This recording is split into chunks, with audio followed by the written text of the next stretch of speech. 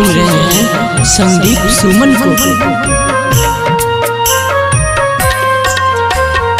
केहन कठोर भेलौ जान हमरा भूल गेलौ जान।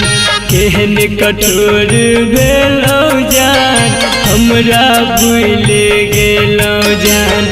अपना बना के हमरा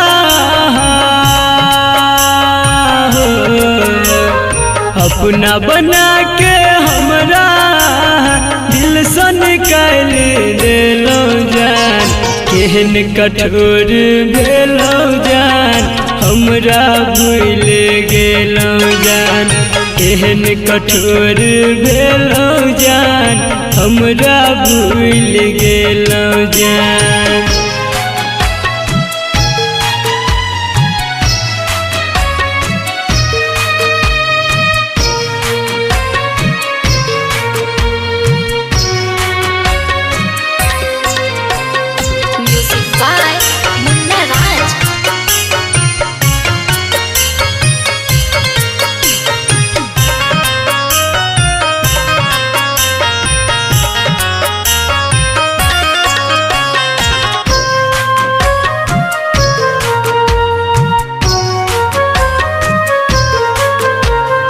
पहले रही दीवाना हम अब भेलौ बेगाना हम।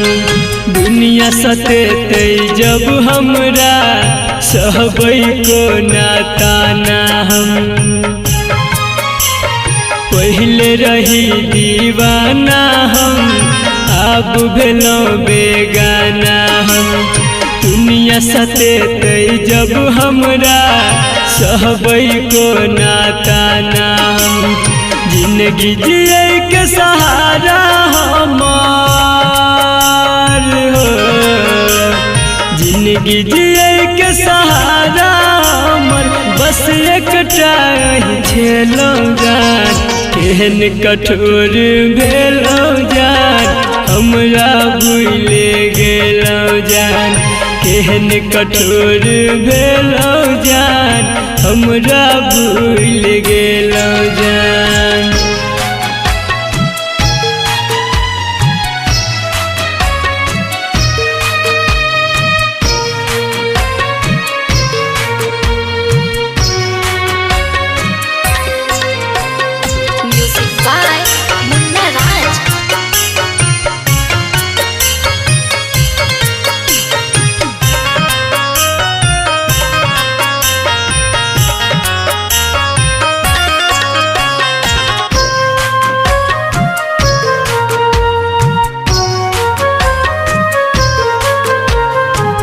नहीं पाब अहाँ बिन दूर रह के हम एक दिन।